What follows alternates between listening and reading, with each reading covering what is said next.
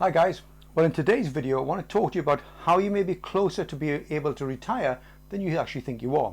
As an example, I'm taking a guy who's making £20,000 a year and wants to replace his income during retirement. Now the traditional way of doing it, and this is the one that financial advisors use and so-called financial gurus on YouTube, is they use the 4% rule, which I've already poo-pooed in a previous video, but let's start with that.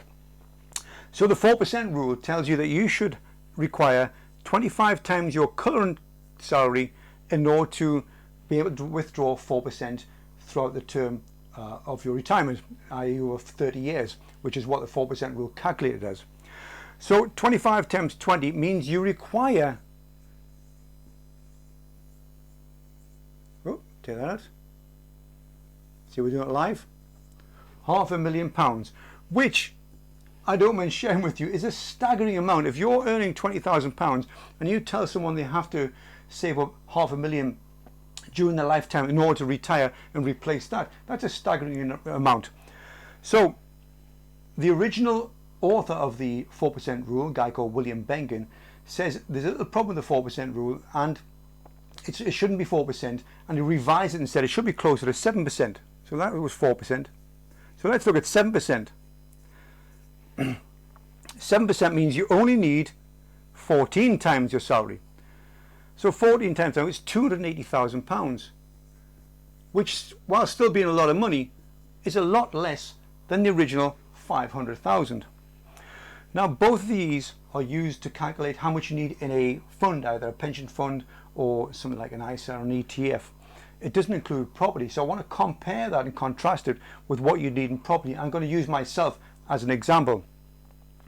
So if I want to replace £20,000, I'm buying my third property now, and I know that each time I buy a property, after taking management fees and mortgage off, I'm left with about £400 a month in rental income.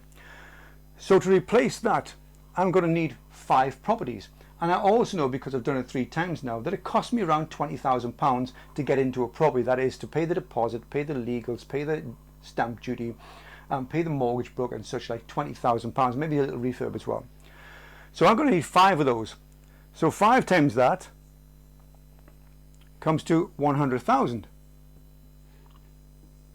Now you can see there's a hell of a contrast between using stocks and shares and property. Now this is what the typical financial advisor, or may I call them financial salespeople, will use as their benchmark. And I don't blame them for that really, because if you go to a financial salesperson and you ask them for a pension, they will tell you this is how much you need. And that's because, well, that's what they sell. They don't sell properties, so how could they possibly advise you on properties? So if they have to sell you something, then they will sell you this. In exactly the same way, if you went to, I don't know, a estate agent and said, look, I'm looking to buy a buy-to-let property, can you show me some properties? You'd be surprised, I'm sure, if the estate agent said, you don't want to buy a property, what you need is an ISA or a pension fund. And that's because the estate agent doesn't sell ISAs or pension funds. They will sell properties. So not unusually, that's why there's a massive difference there. And I'm doing it to contrast, because this is the standard advice you will get and this is the non-standard advice you will get in the method that I'm using. But I think I can get that even lower, because all of these are predicated on the understanding or belief that you have to pay all the bills in your house, that you have this house, this property which you live in, and you have to pay all the bills yourself. But in reality that's not the case. Lots of people share houses with people, which means they have to share bills as well, able to share bills as well.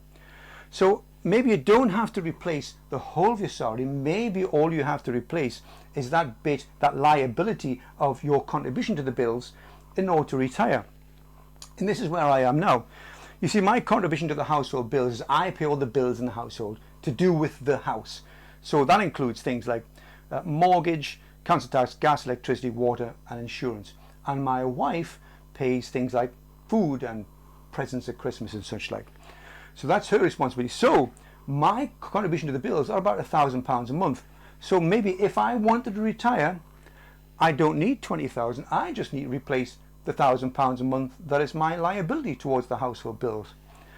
And if I, as I said earlier, I get £400 a month from a property, then I only need 3 properties in order to replace my liability for the household bills. And 3 properties, as I said, cost me £20,000 per property, so it's £60,000. So maybe you only need £60,000.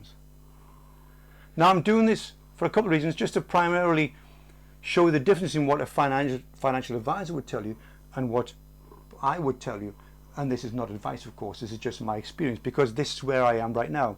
I'm at financial independence / lean, and that my investments cover all of my proportion of the housing costs.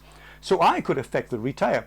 Now I'm not going to do that, of course, because as I've said in previous videos, I'm hoping to get to 20 properties, and also it would be a pretty precarious living, because if I didn't have a tenant in one of the properties, then I couldn't provide my share of the household bills.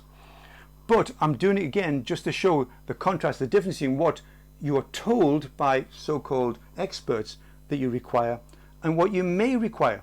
And the other reason I'm doing this is because, you know, there are lots of people who are perhaps watching this right now who might have £100,000 or £60,000 in equity in their residential property, and whom, if their income could support the remortgage and draw some of this equity out, could buy these 5 or 3 properties, and if it wasn't enough to retire, it would be certainly enough to supplement their income. And if it was enough to retire, you could retire maybe in however long it took you to buy the property, so maybe 6 months, 12 months. Lots of people in that situation right now. So I would love to hear your thoughts and your opinions on this. Please give a comment below. If you think it's valuable what I've done, please give it a thumbs up. It really helps the algorithm. Don't be stupid and don't be normal, guys.